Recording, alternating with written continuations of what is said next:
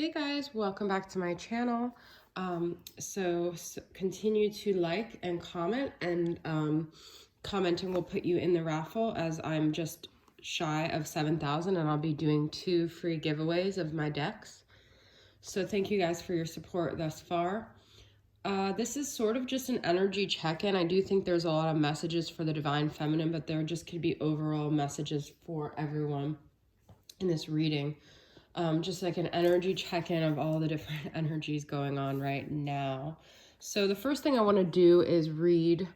I pulled one card from the Mystical Shaman Oracle, and it's so beautiful. That's why I have the Rainbow Organite, because I ended up pulling the Rainbow number 41 here. So let's see what it says. We all know rainbows come after a storm, so it's like colorful. It could be chakra aligning. It could be, joy after stormy times. So let's see what it has to say in the Mystical Shaman book about the rainbow message here. Okay. The rainbow symbolizes the 7 steps of a true spiritual path, which manifests as the colors of the 7 chakras. In the Himalayas, the rainbow body is seen as the full realization of our essence. The rainbow also represents the bridge between the physical and the spiritual worlds. At the end of our lives, we can journey across the rainbow bridge to the highest heavenly realms. When the rainbow appears, it is an affirmation that all is well and that you are in right relationship with spirit. The rainbow tells you that the end of the storm is near. Persevere and remember that it is darkest just before the dawn. Do not give up hope. Things are about to take a positive turn. Listen for the morning rooster that announces the coming of the dawn, even while the night is still darkest. But do not claim victory yet or let your guard down fully. Don't get caught in the pursuit of the illusion of the pot of gold at the end of the rainbow. Find the treasure now, in the moment, by coming into the right relationship with those around you. All your gifts are at hand, so obvious that you may have missed them. Be true with your intentions and do not be led astray by daydreams. So this is really beautiful. I just feel this is about like trusting that you're on the right path, knowing that there's going to be brightness where there was darkness. It's always darkest before the dawn, okay? And I don't know, it's just funny because I always do these visualizations, and I picture a lot of times when I first went to Hawaii, and there was literally a rainbow right over the airport when I stepped off the plane, and it said listening to the morning rooster. And I think a lot about the island of Kauai and the city of Lahui, and there's so many roosters there, so I just think that's really funny. All right, I feel there's a lot of significant messages here. I was trying to get some horoscope messages from this Arcana of Astrology, but I ended up pulling 4 cards, and none of them were specific astrological signs, although I do have Earth here, so I feel like this could be Capricorn, Taurus, or Virgo, and then Saturn, which rules Capricorn. So there could be a strong Capricorn energy here, but what I'm picking up about this Saturn is that, because I have boundaries right here, and Saturn is all about boundaries, okay? Don't trust people with sacred knowledge right away. Keep your boundaries up. It's a good thing to remain mysterious. So, and I also have self-worth. If they hurt you multiple times, they no longer deserve to live in your head, okay?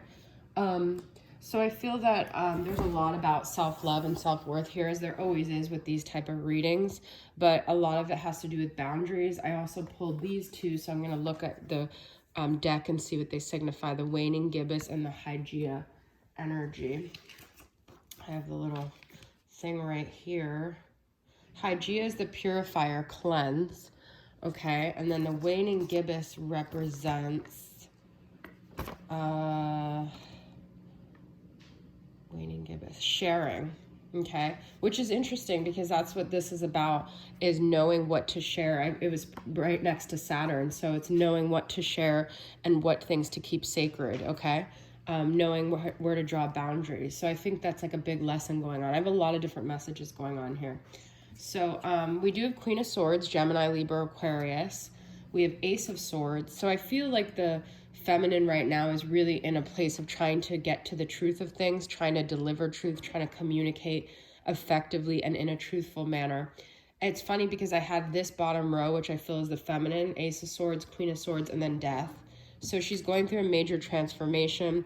She might be like softening her edges a little bit as a Queen of Swords, She might be trying to change some of her ways if she was harsh deliverer before, or if you weren't assertive before, she's trying to be more assertive. So everyone's path is different, You could tell someone, you need to be less harsh or you need to be more assertive. It just depends on who they've been and what they need to balance their energies out more with. We have Scorpio energy here with the Death.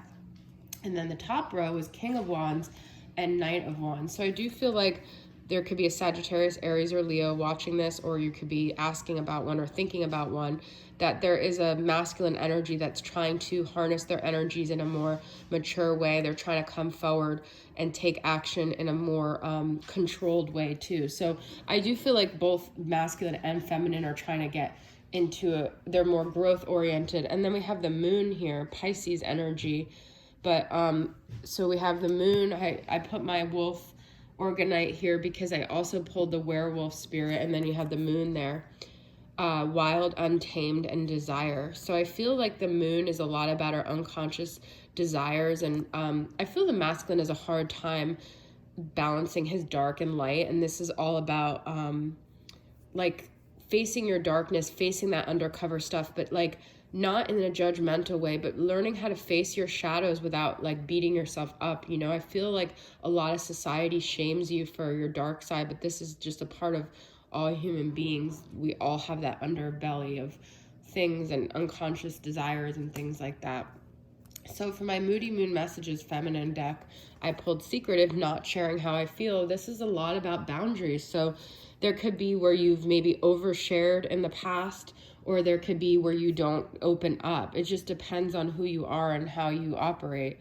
And then I have Abandon. This situation has triggered all my abandonment wounds. So some of you guys might be really working through that, but I feel like you're learning that this abandonment isn't a reflection of your self-worth, and maybe it took you a long time to understand that your self-worth isn't determined by those who stay or those who leave. It's just about, you know, letting go of people that weren't meant for you and knowing that it all happened the way it was supposed to, okay? We have Star Mother. How can you mother yourself? So some people watching this may not have had a solid mother figure, and they're learning how to be their own mother, or maybe they were very harsh to themselves and they're learning how to be more nurturing to themselves, okay?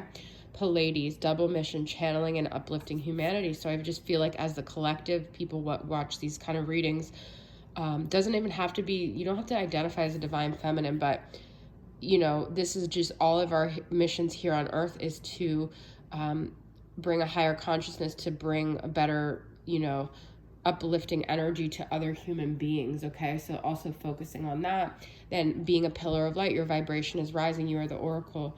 So the other thing is that, you know, I feel there's always just this general advice that people glob onto like sheep, like this is what you should do, this is how it should be.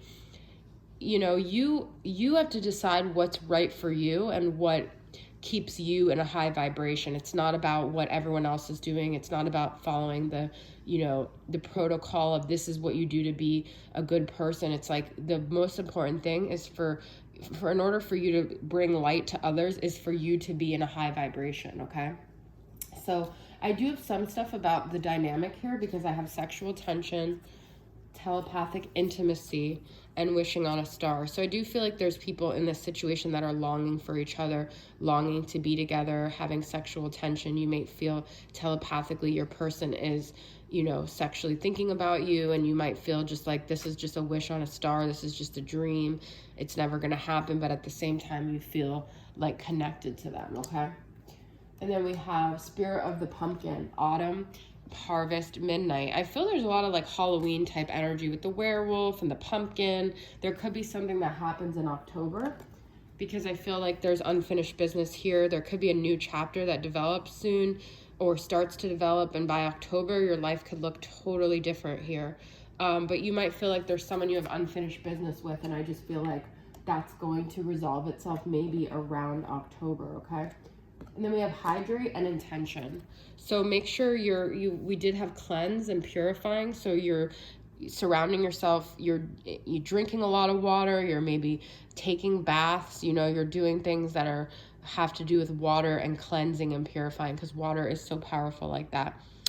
And I just wanted to end it with this intention card because I feel ultimately this is the most important thing. Our intentions are so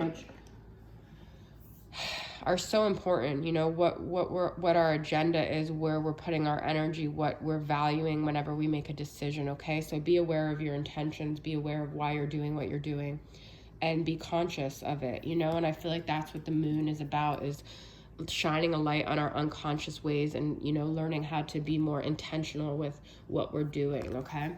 All right, guys, so I hope that reading helped you. It was just a general reading, but I like these type of readings. I know they don't always resonate with people who just want channeled love letters, but sometimes, you know, I have to do what feels right for me, and these are the kind of readings I really love doing. So hope you guys enjoyed it, and I'll see you guys next time. Bye.